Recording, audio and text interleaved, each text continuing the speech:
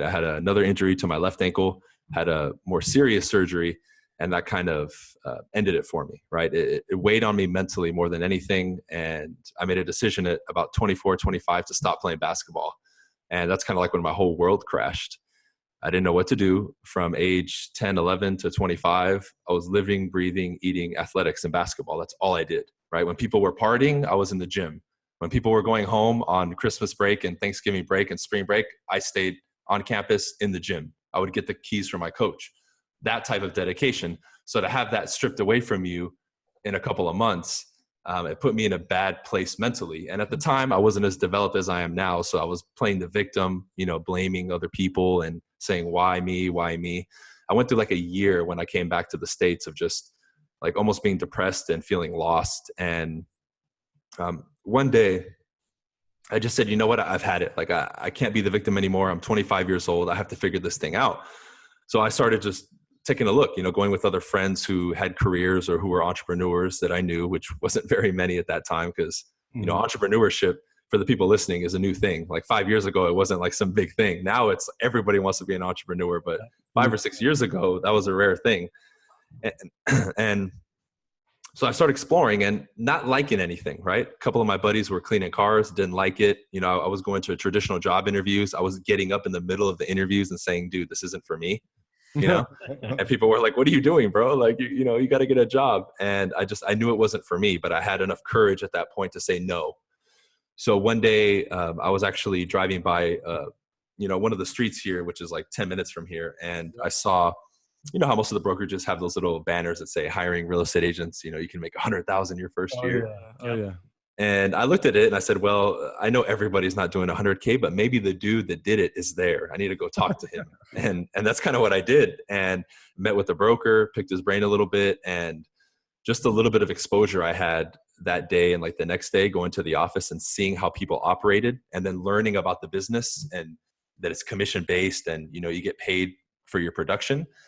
I was kind of looking around. I was like, man, like, am I crazy?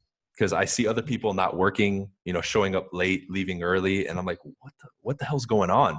Like I asked him, I was like, dude, so if I sell 6 houses in a month and the commissions are 15 grand, that's 90K in commission. I make that, I know you take your cut, but I make that. He's like, yeah. I was like, dude, why isn't anybody working? Like, what's going on? So like literally that second day on the spot, I signed up. Like I signed up and I said, I'm doing it. Now I did it the traditional way through their brokerage. So it took me longer to get my license. But, back and forth, having some issues with Sacramento here in California and them taking forever to process the paperwork and, oh, you're missing this, you're missing that. Ended up taking me about 7 or 8 months to get my license, as crazy as that sounds, right? Yeah. You can do it online now here for like, in a month or two. But in that time, I just started shadowing some of the agents there, sitting down and talking with them, learning my dialogues, learning my scripts, and really just embracing the systems that has to do with real estate. And I kind of had that athletic mentality instilled in the beginning. And that's really what allowed me when I got my license to really just take off and start doing pretty good. So that athletic work ethic that you had translated into massive success because you took that work ethic that you applied into being an extremely good basketball player who competed at a very high level, and you moved it to a business where no one gets interviewed, right? So part of the reason real estate has so many people who don't want to work is because anyone can walk in off the street and get their license and take the course. But success does not correlate with laziness ever at all. So tell me a little bit about that. Tell me a little bit about, your experience prior to real estate that helped you kind of build out this blueprint of work ethic that you can then apply to the business and now create massive success. Man, there were so many steps. I looked at it a little bit differently. A lot of people, and I'm sure everybody experiences this when they do something out of the norm. Everybody wants to criticize you. Everybody wants to doubt you. I was hearing, you've never sold anything. You don't own a suit. I wouldn't trust you with my home. You're too young. You have braces on. Who's going to take you serious? Like everything you could hear, I was hearing it. But when I talked to the broker and I really analyzed the situation from my own point of view, I said, well, everybody in here is from different walks of life. Everybody's a different age. But the one thing I see in common is the people who are doing well have a certain skill set. And none of these people were born with that skill set after I had talked to them. It was forged over time, just like with athletics. Yeah, you can have natural raw talent, but we know like the John Stocktons who aren't the most physically gifted that are still Hall of Famers. Yeah. So that's kind of what I saw. I looked at it a little bit differently and I said, okay, this is like a code that I can crack.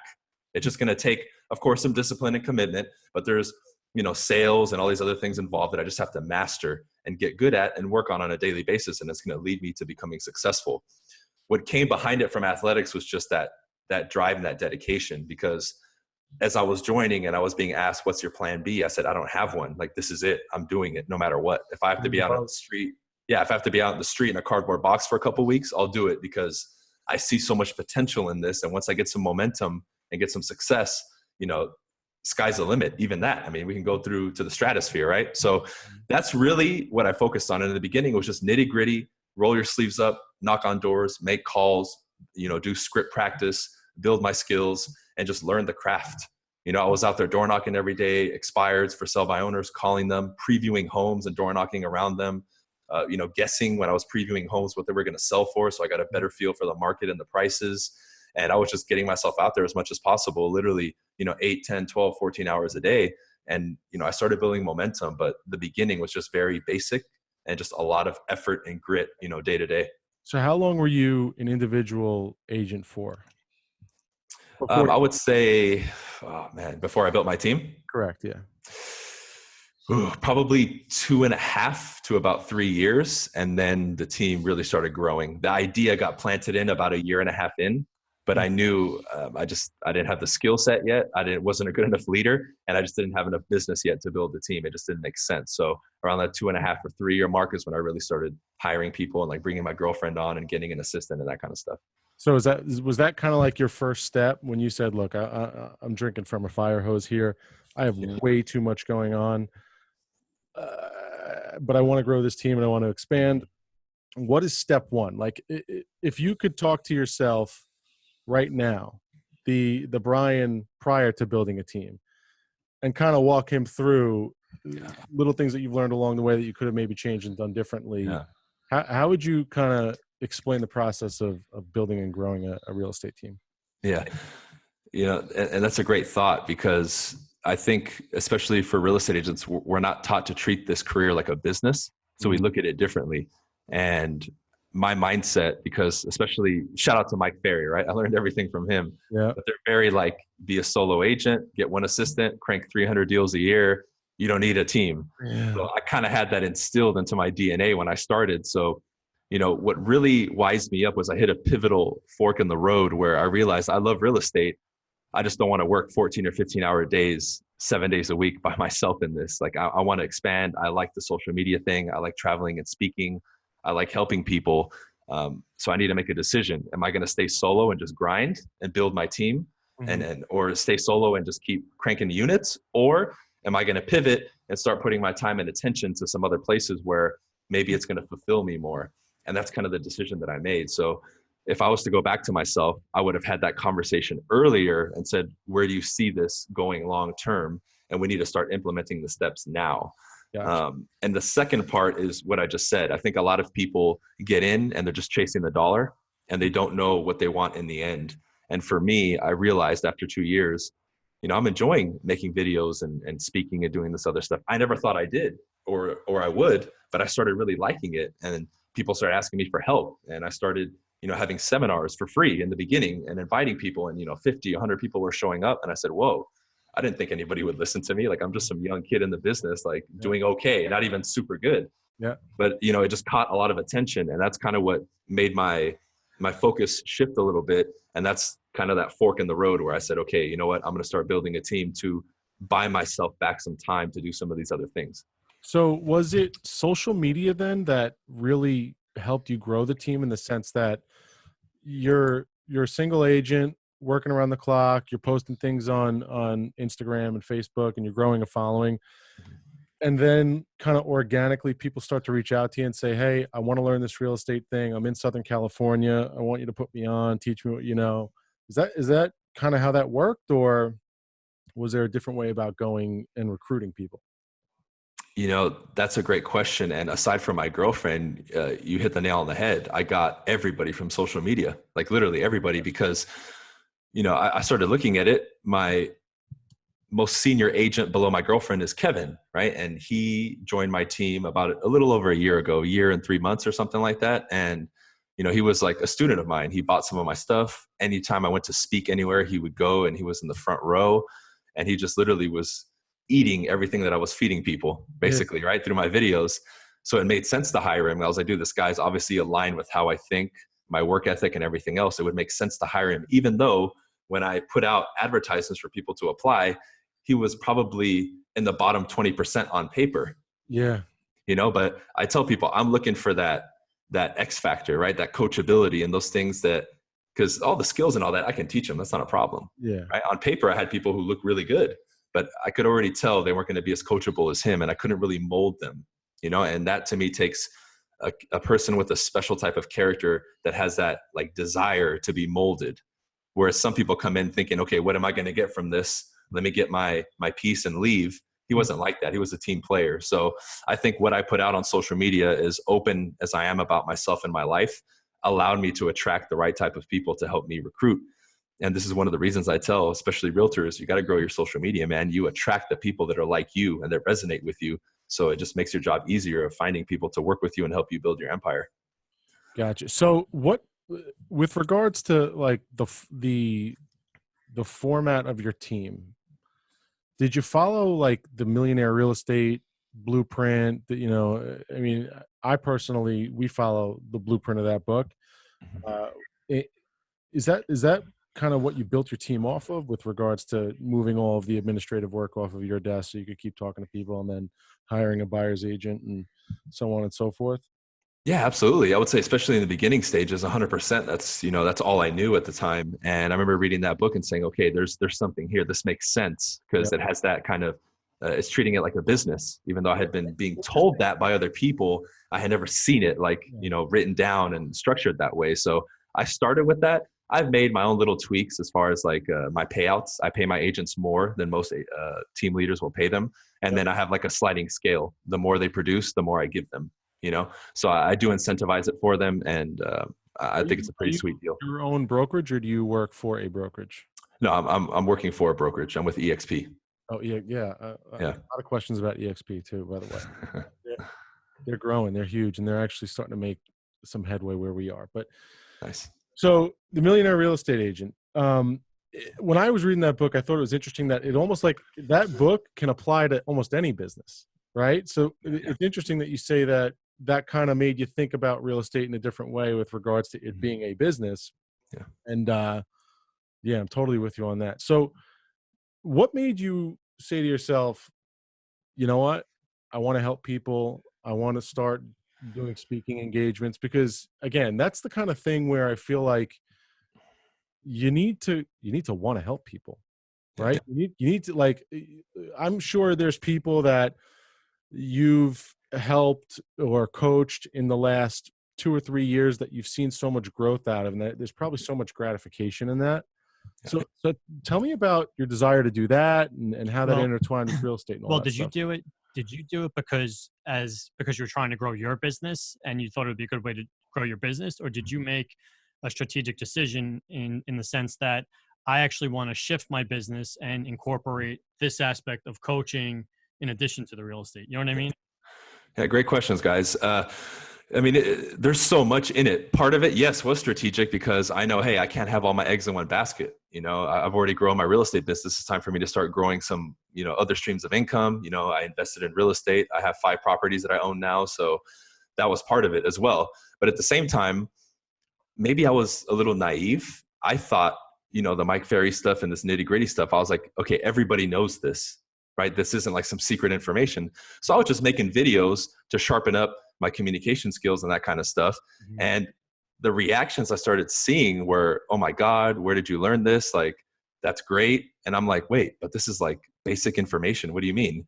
It was more the response that people were giving me, and it created like a demand. Like it's been like 3 or 4 years now when I released my first product, door-to-door mastery, to teach people, especially out here in California, to be better at going door to door. I had no intentions of ever making products because it's a video product, right? It's an instructional video product.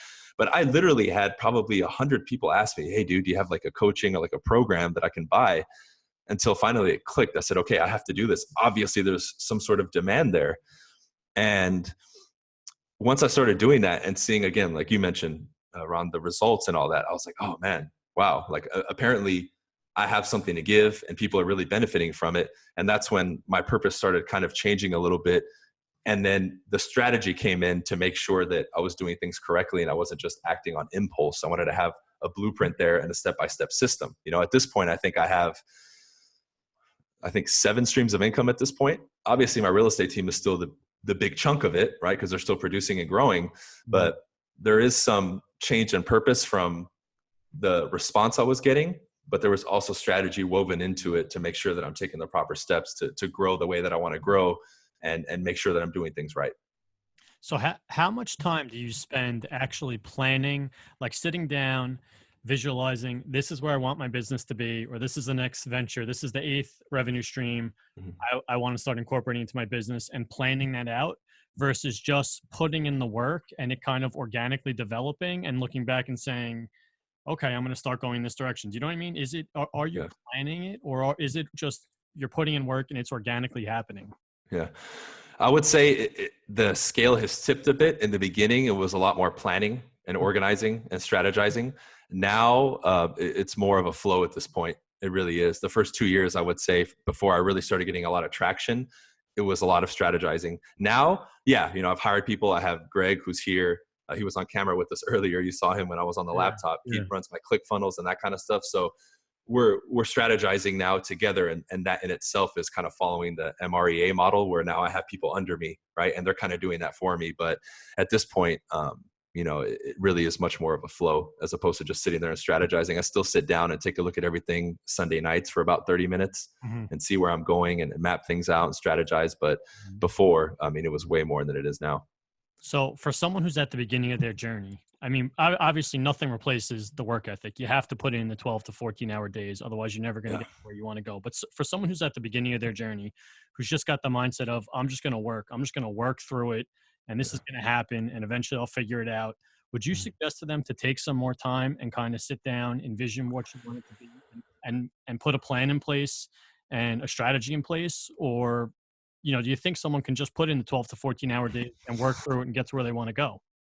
Yeah, great question. And the way I was taught, and it's very simple, is there's working in your business, which you just described, the hustle and the grind, and there's working on your business, which is the strategizing part. And I was always taught coming up that you need to do both, right? You have to put in a massive amount of effort, but you also have to strategize and plan behind it, right? And in the beginning, I broke it down this way. Every Sunday, I would plan out my week, and then I had little mini like huddle sessions during the week every evening for about 15 to 20 minutes where I was, you know, recapping the day, then looking at the next day. So there was a ton of action, but there was also strategy and guidance behind it. And I think most people fall into the category of overanalyzing and they don't do anything. And then we have the few exceptions that just work tirelessly, but they're kind of aimlessly working where there's not enough direction in it. So I think if somebody's to put in a ton of work and put in, 30 minutes or an hour a day of planning and strategizing, it'll go a very long way.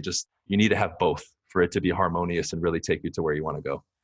Do you find as your following grew, a lot of your opportunities kind of started funneling themselves to you, like doors just started opening up without you pushing them down, as opposed to previously when you didn't have a big name, you'd have to kick down doors and the whole nine? Well, and then you said the whole thing kind of transformed into you kind of going with the flow and the opportunities just happened to you. Do you think that's because of the notoriety and the following? You know, it's funny you said kick down the door because I was going to say that. Yeah, at the beginning, I literally had to kick down the door and shoot it down at times, right?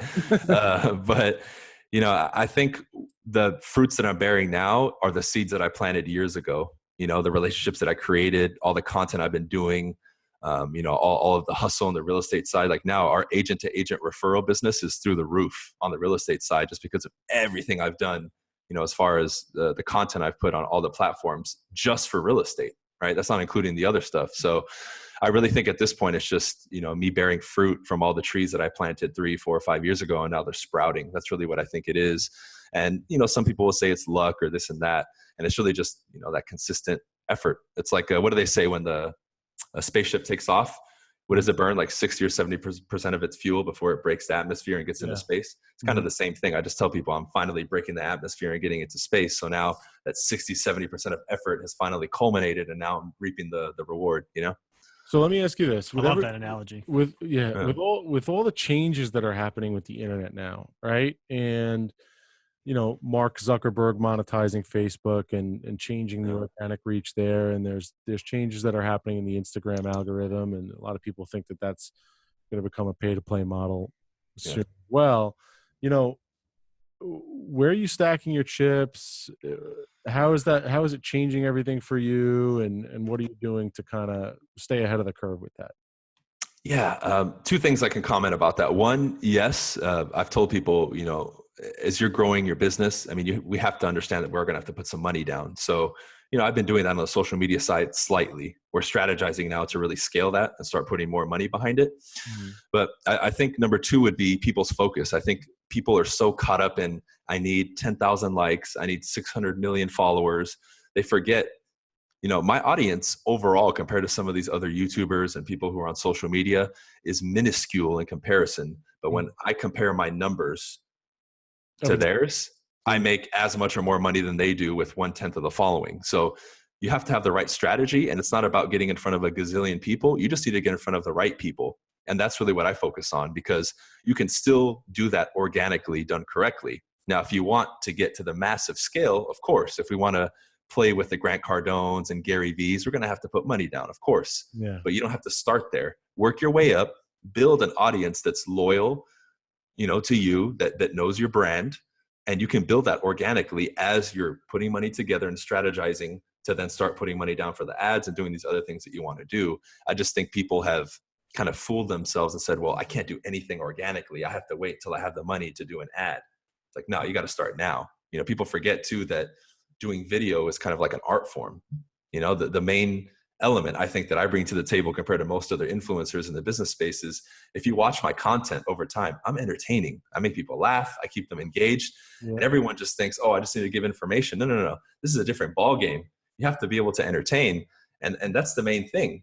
I tell people you have to educate, inform, and entertain. And if you don't have all three, you're doing something wrong.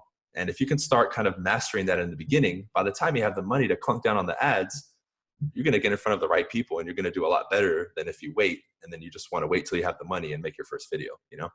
Would you say YouTube is going to be more powerful at some point than an Instagram and a Facebook?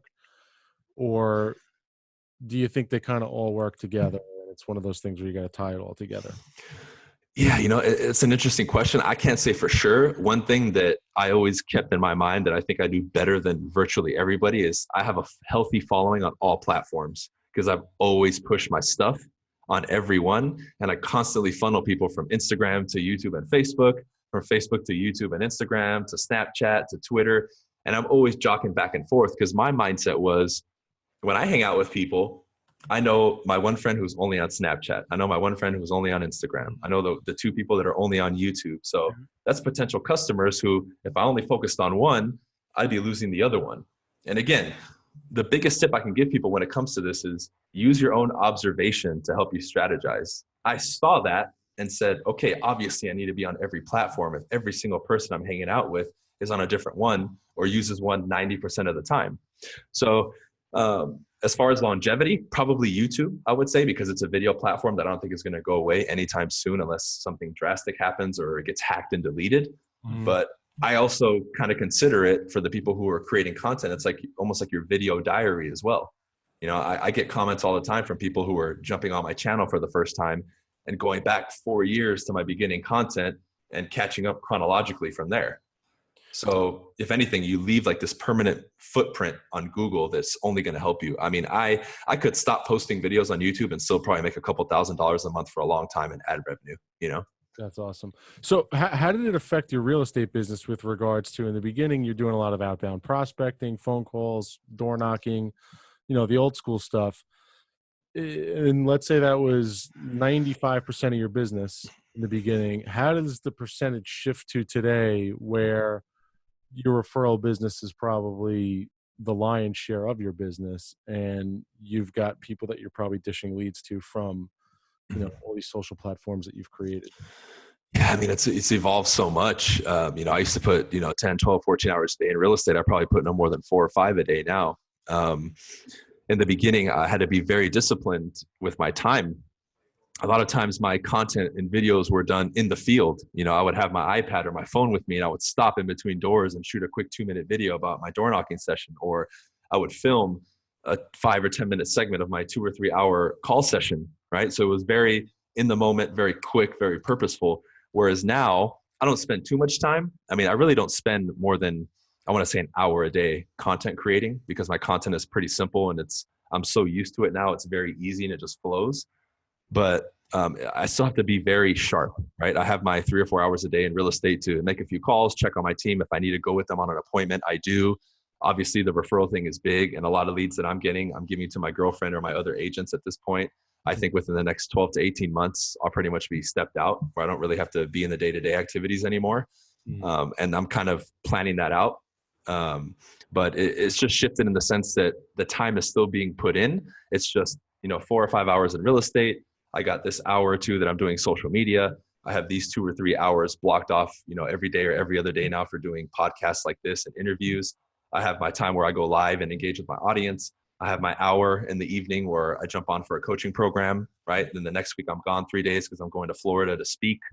Like I already have the second half of this year. I already have 7 or 8 speaking events already booked. And I just came back from Australia last month too. So it's just, Wow. It's jam packing 20 different things into that same daily schedule, Yeah. So it's just, you have to be very disciplined. Do you have somebody keeping this all together for you? Like, are you time blocking at this point? Absolutely. Yeah. We got an assistant, and our part-time assistant now, I have a new full-time assistant that's going to be like my own personal assistant too, starting in about 2 weeks. So long overdue.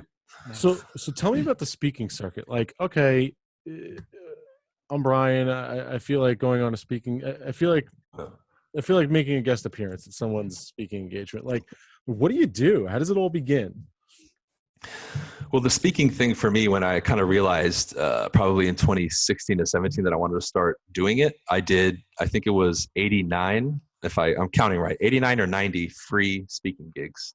I offered myself to local boards and said, I'm getting good results. I can share with your agents, sales companies, insurance companies, car companies, like everything. It wasn't just real estate. And I think that's kind of like a nugget I can give to people. If you're in real estate, don't feel like you can only do and teach and talk about real estate. Like there's more to the world than selling a house, a single family residence or a multifamily, So I started just going out and getting my name out. Now, once I acquired that resume of doing 80 or 90, what I started doing was I had my assistant start reaching out to companies, associations of realtors, in different states, the local ones here, the local boards, and just saying, hey, I can offer you a 1-hour masterclass on door knocking or this or that.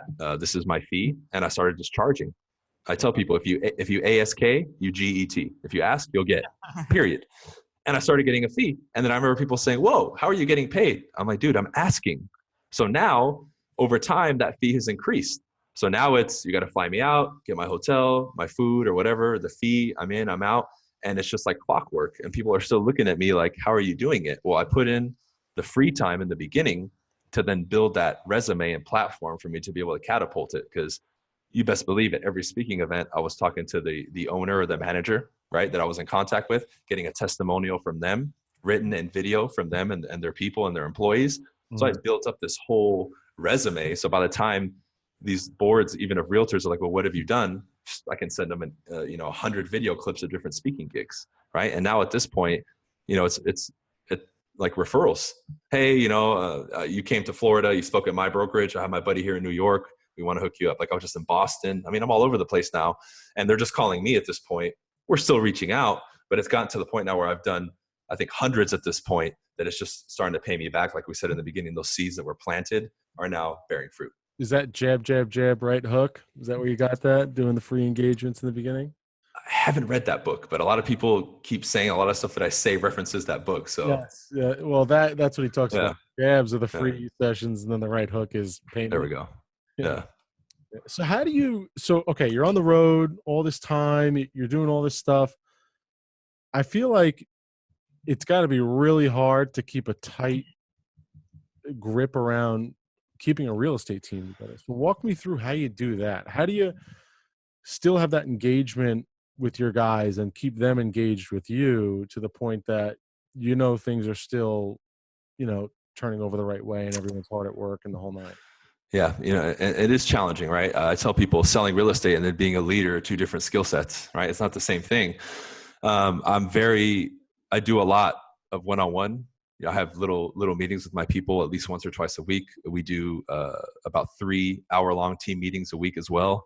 And my girlfriend, I've really passed the torch to her slowly as time has gone on. Loida, she has her own YouTube channel too. I think she has like 40,000 subscribers at this point or something. And it's one of those things where I'm not there all the time, but I'm there, if that makes sense. We're always in communication. I have a group text with everybody from the team, and we're always communicating on there.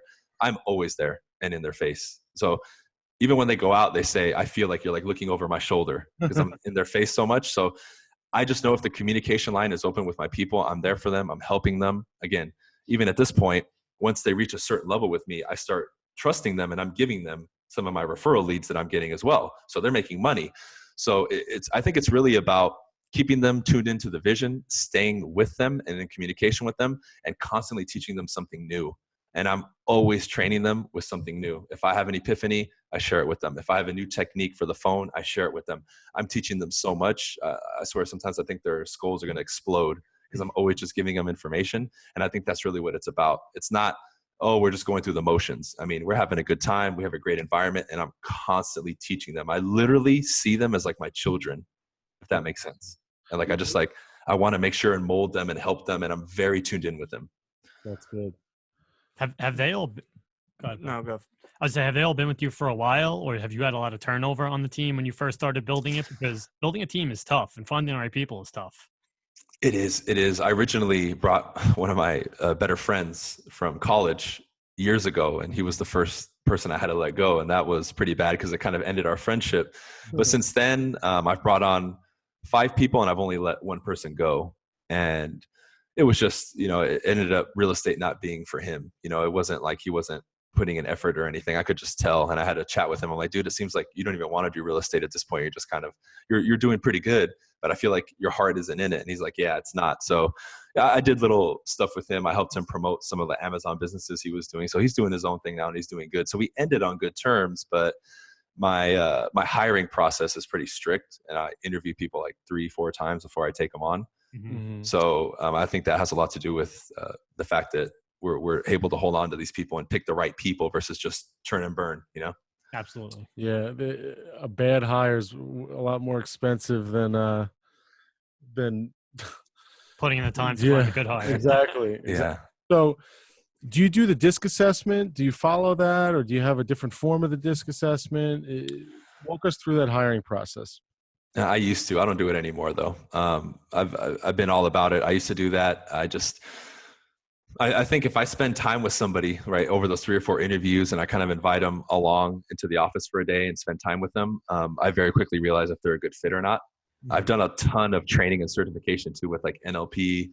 Like I'm an NLP master practitioner. I'm a certified hypnotist. Like I do a bunch of stuff. So like when people speak to me now, I can like see the words and I can almost like see into their life and like what they do and what they're about. I know that sounds kind of weird, but I've studied I've studied, I guess, the mind and communication so much that if somebody says a couple sentences, I know a lot about them. So I can very quickly start spotting stuff, obviously understanding body language at a very high level. If people are BSing me, I can tell right away. So I think that has a lot to do with my ability to read people and then know. So I started with the structure of using the DISC and all that, and I've slowly kind of just catered it to my own style. And it's been working really, really good so far. What made you become a certified hypnotist? Well, when I started looking at these subjects, I realized that, hypnosis and NLP is nothing more than a study of the mind and communication, right? It's not about mass trancing people on stage and, oh, hey, look at this little dial, like that's what people think. But it's really just about having more understanding of yourself which then will allow you to understand other people better. And since we deal with people all the time in the business, we deal with erratic emotions, different moods, very, classified information, right? Like obviously people's financials and all that. Mhm. I said, I need to become a master at communication and the understanding of the mind. If I can do that, then my customers are going to love me for it, and they're going to want to come back for more. And when they're talking to other agents and dealing with other people in the industry, they're going to see a clear difference between me and them just from our conversations. And I get that a lot from our customers. They're just like, man, talking to you is just so much different than everybody else. And I'm kind of like, well, I know exactly why, but I know when someone, for the average person who we work with out here, and our average price point's pretty decent, it's like 600-700, but that's a huge decision for them. Like for us, we're in the business, we're making money, we sell a lot of houses. Like it's okay, it's just another deal. Give me my 20 grand commission check, but for them, that's like the one time maybe they're going to buy or sell a house. That's of utmost importance. So if anything, my voice can be a voice of reason and a voice of calm over everything else. I know that's going to be priceless for them. So when I looked at these subjects, I knew it would directly influence my ability to make people feel better, more comfortable, and guide them through a sale with less stress and less hassle. And along the way, give me some skills that I know would be valuable just in day-to-day interactions.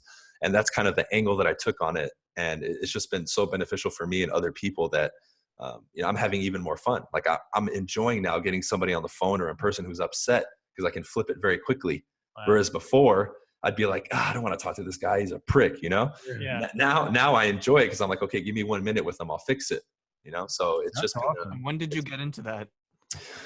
Years ago, man. I mean, I finally got my hypnosis certification about a year ago, but the NLP stuff I've been doing for at least 3 or 4 years. I've done body language seminars. I mean, I've done a bunch of stuff, and it's just, I think if more people did it, especially if you're a leader, I think it's good to know, because then you can teach that to the people that work under you and your employees and your agents. And it's just, I'm somebody who's kind of geeky in the sense that I want to understand more about the world and about human beings. So in the sense, it kind of feeds my soul too, because I'm always learning. I read probably a book a week still at this point, and I'm just always learning, and I'm kind of thirsty for the next thing, Do you meditate at all? Yeah, I do about 20-25 minutes a day in the morning, usually somewhere between 5:30 when I wake up and about 6:30. When did that start? And has that changed your business at all? Or what impact has that had on your business? Consistently doing it, it's been probably about a year, but I've been doing it on and off for about 3. And yeah, as far as my emotional state is a lot more stable, and I think that directly reflects onto the client or people when they interact with you, because they see that little things don't shake you or move you, so it's definitely helped me tremendously. I do a lot of breath work too. Like I knew about Wim Hof years ago before anybody else was talking about him. So I was doing the ice baths and the breathing and all that. And I just think it helps make us as individuals stronger and more stable. And I think that overall will end up causing a ripple effect that will help other people too. And that comes across in your videos too. I mean, even going back, to when you first made that real estate YouTube video, which was, I think, 5 years or so ago.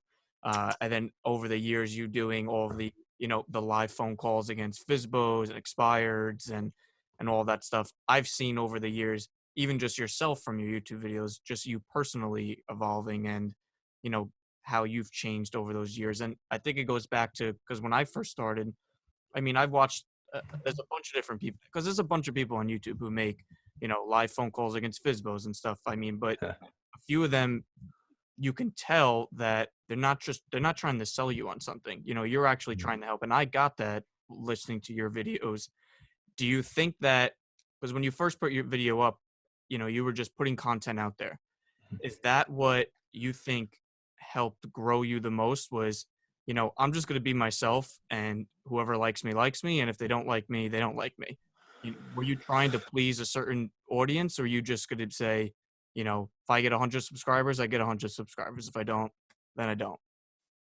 Great question, man. And yeah, I think I'm one of the few people who's very open about myself and my beliefs and how I live. And I've detached myself from people's criticisms and a lot of hate. And I think I do get the most hate out of everybody because I'm so open about me and I do things my own way. Out of respect for the podcast, I don't know if you guys are rated R or not. Like I'm not cussing, but I cuss a lot, right? Like I cuss like a sailor usually on my podcast and stuff, because I get into what I'm talking about and the F-bombs just start flying.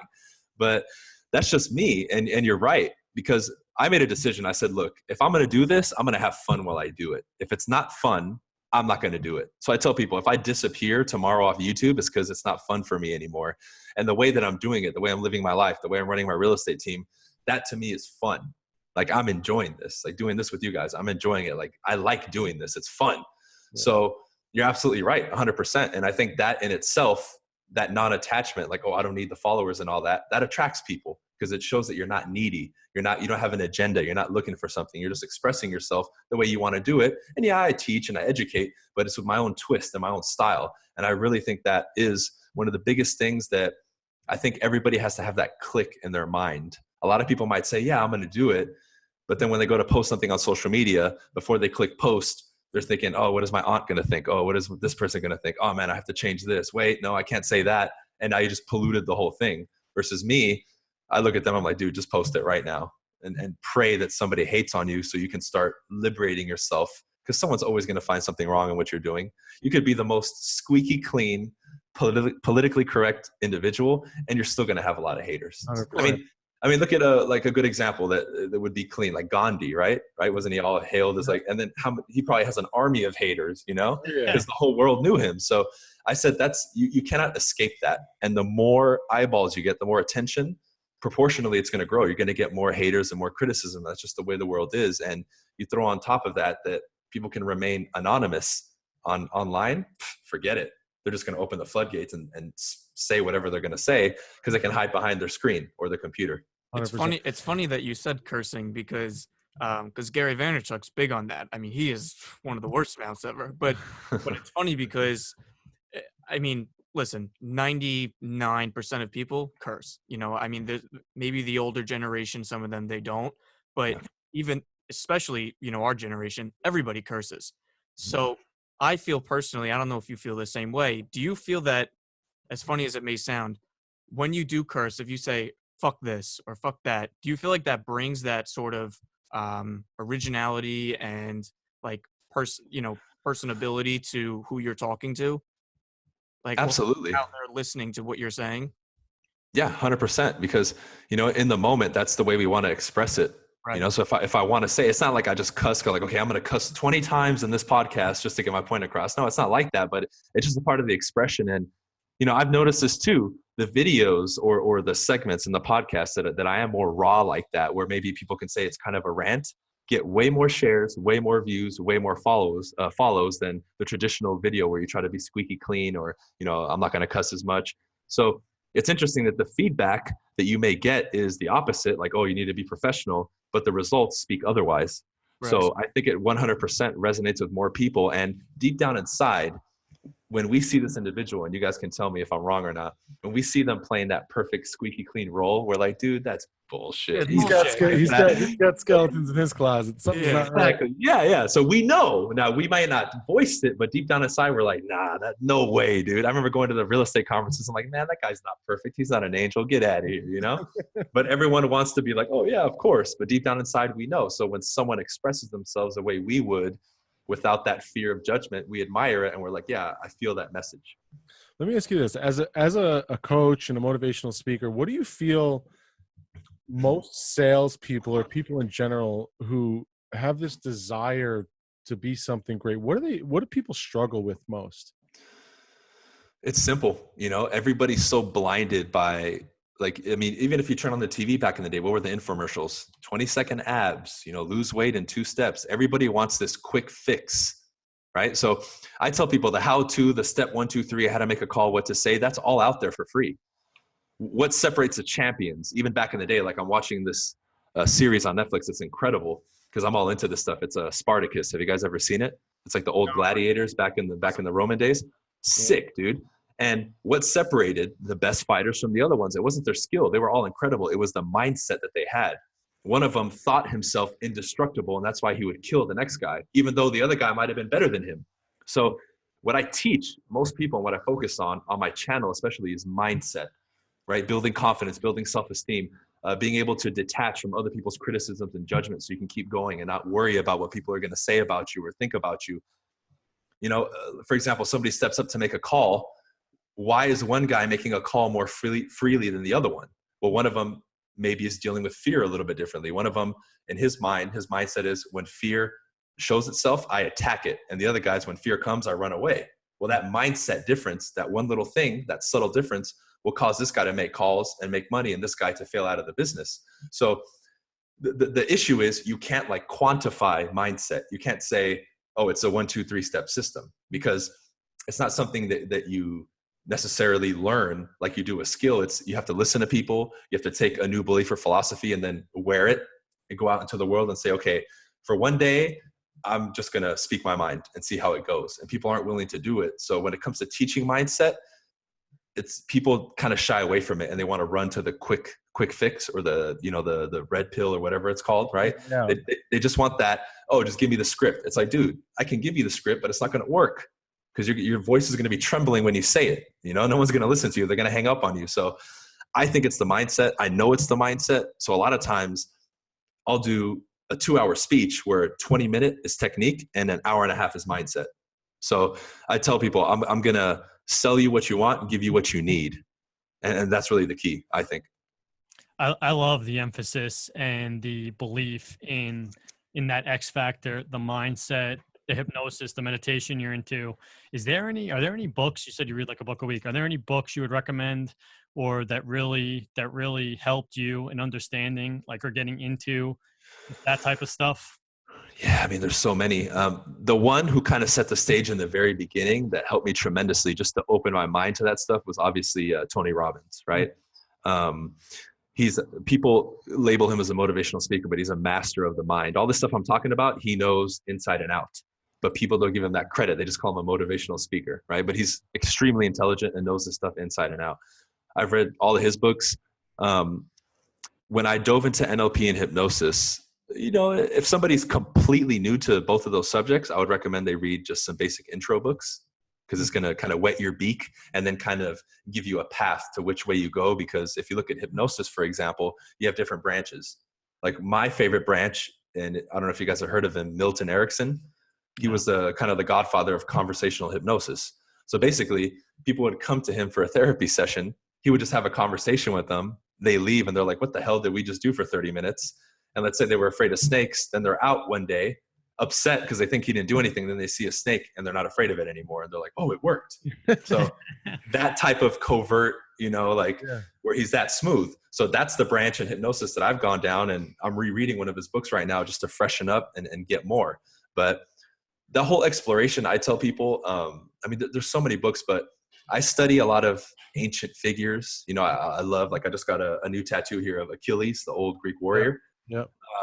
Because they weren't gods. They thought of themselves as gods. So I want to read a book to see how he thought. How did he live his day? When somebody twice his size challenged him, what did he tell himself? That's what I'm looking for, because that's really what it is. Before I do a speech, I just have 30 seconds with myself, and I think of myself as like those old movies where, like in 300, when the Persian king would step onto his thing at the top, and there was just like a sea of a million people, and he's going to speak. That's how I would view myself. So now when I get out on stage, I have a different energy and presence to me. It has nothing to do with the words that I'm going to say. It's how do I see myself? Now that energy and that vibe projects onto the audience. Because when I speak to them, I'm not speaking from this body. I'm speaking from that body, which is this 8-foot tall demigod, whatever you want to call it. Now, is it real or fake? I tell people it doesn't matter, because the second one, that viewpoint of the Persian king, it helps me and it makes me more powerful. So why would I not use that thought to help me? You know what I mean? When you first got started, did you have any major insecurities? And if so, how did you eradicate them or beat it? Oh man. I had so many. I'm too young. No one's going to take me serious. I'm afraid. I was really attached to people's opinions about me and, the way I looked or the way that I sounded. Obviously money. I didn't have much money, because when I was playing basketball, I was foolish. I was going to the club every weekend and spending it like a dummy. So I didn't come back with much money. The little bit that I had left, I had to help my parents with, because they were going through tough times with their work. So, man, I had a ton. Now, one quick thing I can give people that's simple that will start this process for you, because we could talk all day about insecurities. I started saying, you know what? I know a lot of these insecurities that I was given was another belief or philosophy implanted in my mind by somebody else. Mm-hmm. So let me take my own, or at the very least, take what they gave me and now experiment in the real world and see what my results are. So for example, if anybody gets into the real estate business who's under I don't know what, 30, 35, everyone says they're too young, right? And then when you hit 40, you're too old. Like there's no like, I tell people there's no like line to know exactly what the right age is. You're either too young or too old. So, and the crazy part is I have people who are in their late 20s telling me, is it too late? Am I too old? I'm like, what? So that's all mindset. So I said, you know what? They say I'm too young. I'm going to go out and talk to people and literally ask them, if I have the skill and the know-how to sell your property or help you purchase a home, would you consider me too young? And I literally asked that question to a bunch of people. And out of 100, I think 2 or 3 told me, well, yeah, I wouldn't trust you because you're young. So when I went back home, I said 97 people told me they didn't care about my age. Where did this belief or philosophy that I've been running with for the last 25 years in my mind, where did this come from? It's false. So I literally took a real world exercise to prove my mind that it was false. And when I started doing simple stuff like that, it just changed the game for me. And where I got that from, I don't know. I just was like a kid in a candy store. I'm like, you know what? I'm just going to try this out. I'm going to experiment. I'm like a little kid with a little lab coat on, like mixing little chemicals. I'm just going to try this out. And I did. And I did that with a lot of stuff. And it really started breaking a lot of, walls in my mind and allowing me now to reprogram it. And if you want like a fast track to that, that's where a lot of NLP stuff comes in, because it literally helps you get down to the lowest common denominator about you, like your identity. And it just starts picking apart all these things that you want to change, and you can really effectively make change very quickly. That's amazing that you had the insight to actually do those experiments and figure out a way to overcome those insecurities. Were you always comfortable putting yourself out there on social media and stuff when you first started, or was that something that was always comfortable for you, or was that something that you were uncomfortable doing, but you just saw like, this is something I have to do, and so you did it? Definitely uncomfortable. I wasn't sharp on video. I did Toastmasters for about 2 years to sharpen up my speaking skills and communication, along with reading and studying. I definitely was not comfortable, but it kind of was an experiment. I said, you know what? A lot of people claim that you get a lot of haters. Well, let me put stuff out and actually let's see percentage-wise how many people are haters. And again, it was a minuscule amount. It was so small. It was like 3%. So I was like, man, people are living with these false, twisted datums in their mind, when with the simple experiment you can fix it. I really just think I might have read an ancient philosopher. I forget who it was. I hate when I can't quote the source because it makes me upset, But he said, when someone tells you something, or you hear something, or you read it, test it. And if you get results with it, then you can adopt it. Don't be like the average fool who just reads and says, oh, this is the word, this is the law. Test it. And I remember, and that really resonated with me. Maybe I heard it in college. I don't know, from one professor, right? The one thing I got from college, right? And that just stuck with me. I can't remember, and it kills me again that I can't, because I always give credit to teachers or people who I learned from, but I can't remember. But that really just resonated with me, and I tell people to that. So someone will say, I'm too young. And my response is, have you tested that? And they're like, what do you mean? I'm like, have you actually gone out and asked people, are you too young to do that? And no one ever says, well, yeah, I have. And these are my results. They're just like, well, no, so-and-so told me. I heard from someone that blah, blah, blah. See, it's funny. In my opinion, that's the big difference also between the realtor who never breaks into the high end, right? The guy who's doing $500,000-$600,000 transactions, but never gets into the $2, $3, $4, $5, $10, $20 million transactions. It's a belief system. Absolutely. That's the difference.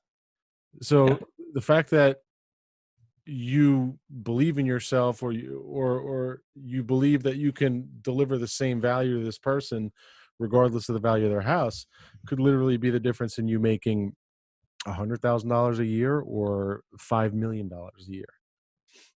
100%. I mean, I even think back, we haven't done a ton of luxury now that we're on the subject, but every listing I've taken over 3 million, which has been about a handful at this point, were the easiest fucking listings I've ever taken. Yeah. Right. Yeah. And then I'll think back, I'm like, dude, I remember we walked out of one that was like 4.4 over here in Orange County. And I look at Loida and I'm like, dude, the one we took 2 days ago for like 500 was like 80 objections. This one was like, okay, 6%, no problem. I'm like, oh, okay, cool. And like, I'm in there with like ready to draw my gun. I'm like, I'm ready to go. Like, okay, I'm ready for 100 objections. Like, you're too young, too much commission. And they're like, okay, yeah, we like you guys. I was And like, what's funny? The negotiations are sometimes easier too. Yeah, More willing I agree. to give, if and they're more rational. So awesome. Tell me a little bit about EXP. Man, EXP for me was a great fit because, they just did a lot of things right. I felt like with a lot of the older traditional brokerages that I was a part of, like the big ones like C21 and KW, a lot of times there was too much red tape. I would close a deal and sometimes it would take me 2 or 3 weeks to get paid because so-and-so has to do this and they're not doing their job. At Century 21 specifically, I hated that I had to wait a certain time to up my split, even though I was performing. You guys have really, really high splits out in California, right? It's usually depends. When I started at Century 21, it was 50-50. Wow. And then an 8% franchise fee on top of that. So I was keeping 42% of my commission. So I closed my first deal for it was like a $9,000 or $10,000 commission. I walked away with like $4,000. I'm like, where the hell did all my money go? But then KW has the cap system, which EXP kind of adopted. EXP, I tell people, is like a kind of like an upgraded version of KW, whereas KW has profit share, EXP has revenue share. But all those details, I've released a bunch of videos that we can reference people to if they want to find out the details. But it was a good fit. At this point, I have my own team. I run my own ship. I need the name, and that's it. Like, I don't need a big name. I don't need a lot of help. I don't need somebody looking over my shoulder. I'm a self-sustaining team. I just need somewhere to hang my license, basically, with the least amount of issues and hassle. So EXP just made sense for me. So with regards to, because that's a cloud-based brokerage, so there's no office front, right? And there's no office available. Yeah. How do you a lot of people feel like, especially here in New York, there's a lot of old-time based brokerages. A lot of people a lot of people still don't even understand what social media is here. Yeah. Doing a lot of print ads, mailers, stuff like that. I do think there is something to having one place that everyone can report to, that you could kind of create that culture more hands-on, as opposed to having a segmented team where you kind of can't keep your eye on everybody or create that culture. Or maybe it's more difficult to, because no one's ever really together, right? So how do you maintain the culture that you want while not having one place for everyone to go to and report to? And how do you work around that? I guess company-wise, that would be a little bit more challenging. I know as EXP, they're always doing events for the company in different regions to get everybody together. But I did want that space for myself, and that was a concern of mine too, which is why I opened up my own personal office, almost 2 years ago. And I think this June, I actually got the keys on my birthday, June 23rd, 2 years ago. So it's been almost 2 years. That's why I want to do it, for the exact reasons that you said. I wanted that environment. They do have what's called the Regus system, REGUS, where you can get office space like wherever you want in different parts of the city, wherever you're at. And I think here in Southern California now, they have like over 300 locations. So depending on where your client is, you can literally have the office space rented out to meet them there within blocks of their house. So that's a really cool thing. But overall, as a company, that's why they're doing more get-togethers now. But you're right. That's why I opened up my own office for my team, is I wanted that environment, because it is crucial and very important. Yeah, we have Reguses here and WeWorks as well. Yeah. All right. Well, look, Bryan, we just hit the hour mark. You guys have anything else for Bryan or what? I mean, this has been an amazing podcast. It's been fun, man. I feel like I'm drinking from a fire hose talking to you with all this energy and everything. Learned a lot. Is there anything that you want to plug and talk about before we sign off here, or? Yeah, sure. I actually have a couple friends here visiting me. One of them's Colton Lindsay. He runs a pretty big YouTube channel, and he's doing his own thing too. He decided to create an event that we're doing in September in Dallas, Texas, where he got me, him, Danny Morell, Joshua Smith, Ricky Caruth, Chaston, Miles. I know you guys interviewed Chaston, and we're going to speak. There's going to be, I think, some other speakers too, but we're getting all together, and this is the first event we're going to do. I believe it's September 24th, that weekend in Dallas. And at the moment, we don't have all the details, but if you guys like, I could give you the link where people can get on the waiting list. And as soon as we release everything, and we're projecting anywhere from 500 to 1,000 people, so it's going to be cool. That's really awesome. Cool. That's really cool. All right, Bryan. Well, listen, thank you so much for coming on the podcast. This is the Pesce Lanzillotta Team podcast. We're signing off today. Thanks for your time, man. Yeah, appreciate you guys. Awesome. Thanks, Bryan. See ya.